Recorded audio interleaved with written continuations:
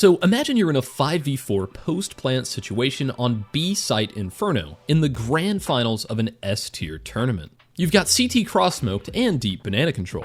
Naturally, you're going to pay special attention to Church since it's the exposed flank in this situation.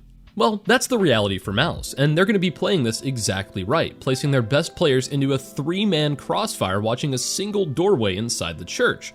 What could possibly go wrong? Well, one well-placed $200 piece of utility from Aleksib completely dismantles their entire setup. Torzy gets absolutely roasted by this thing, isolating him as the first contact. Meanwhile, Jimmy's in the back corner completely reading Braille against the wall and unable to go for any sort of trade. And Exertion, who is playing anti-flash in this setup, is their only hope. But he's only able to bring down one enemy before getting traded out. And just like that, Jimmy falls and Navi have the man advantage off the back of an absolute dime thrown by Aleksib. But of course, it's still Tier 1 Counter-Strike and post-plant Inferno, so Mao's still managed to pull this one off. But hey, that was only the first round of this best of 5 grand final, and after everything was said and done, Aleksib was able to lift his 4th S-tier trophy this year, adding I Am Rio to the cabinet. And after the tournament ended, I noticed HLTV and a few others mentioning the fact that Aleksib was far and away the best flash player at the event, with an absolutely insane opponent flash per round time of 3.39 seconds. To put that into perspective, Fallen was number 2 on the list at only 2.70 per round, which is still unbelievably impressive. I mean, the guy literally has a flash named after him on Inferno.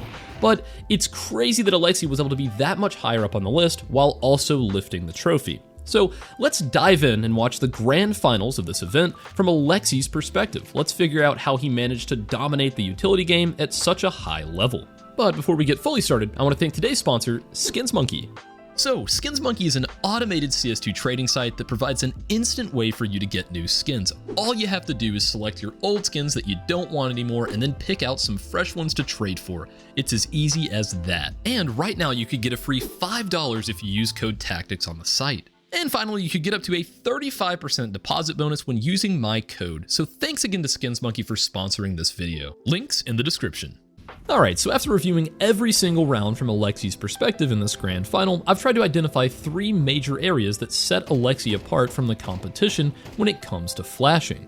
I'd say the heaviest contributor to Aleksib's flashing ability would have to be the sheer depth of Navi's playbook. The combination of Aleksib and Blade is definitely the formula for raising a team's floor to reach 6 grand finals in a row. But more specifically, the sheer amount of CT side flash setups and information-seeking plays really impressed me in this series. They were often as simple as bringing an A player over to B for an aggressive flash peek early on into the round, like this example on Inferno. Or they could even be as complex as requiring a player to hit a run boost in order to properly peek the flash. I mean, in this situation, Ima even misses the run boost on this round, but he still decides to eat an HE grenade and run through a molly down to 1 HP just to simply peek an Aleksib flash, and trust me, if you had this guy on your team setting you up, you'd do the same. Navi obviously have a lot of confidence in Aleksib's supporting utility, so much so that even at an 11-11 scoreline on map 4 of the grand finals, they run that same exact play, and you can see how effective it is when Ima actually hits the movement to get into position. Of course, this leads to Navi hitting map point and eventually winning the series. And even while down 7-11 earlier in the match, this is the level of confidence that they were showing. Still just 2 rounds away from Nuke. Really? Guys, they really fucking lost this game. You understand? Alright, so let's continue on. Here's another example on Mirage, where Navi coordinate the timing between Wonderful breaking the mid smoke and Aleksib throwing a flash to blind anyone out in mid. This enables a pretty decent peek that unfortunately didn't yield any results, but the information gained was still valuable. And speaking of information, that's the purpose behind a lot of this utility. He's not simply throwing utility for the sake of throwing it, everything he does has a very specific purpose behind it. For example, on Inferno, Aleksib will often flash JL into Banana, allowing him to take map control and gain information as to whether or not they're contesting it. And if they're not, Aleksib's going to generally rotate over to the opposite site to help out, and in this specific example, he's able to have a massive impact by delaying the hit and also bringing down 2 players before he's eventually traded. And all of that's possible just by throwing one simple flash, gaining a bit of map control, enabling the rotate. This type of informative check play is a huge part of Navi's CT side identity, always being active somewhere whenever it's necessary. And these flashes don't have to be complicated. Here we see a very simple flash play in mid on Mirage, and that leads to 2 frags going the way of Navi. And this is just something that any B player could easily implement into their own game if communicated properly.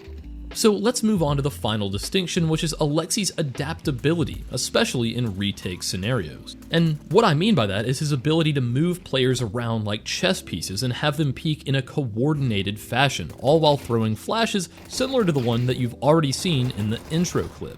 But that wasn't an anomaly at all. Here's a very similar situation on CT side Ancient, where a T side smoke has led to a single choke point in the post plant, which Mals correctly fortify with a couple of players. Aleksib has his teammates delay a little bit and peek off the back of a brilliant flash for long, bringing down the 2 players and eventually winning the round.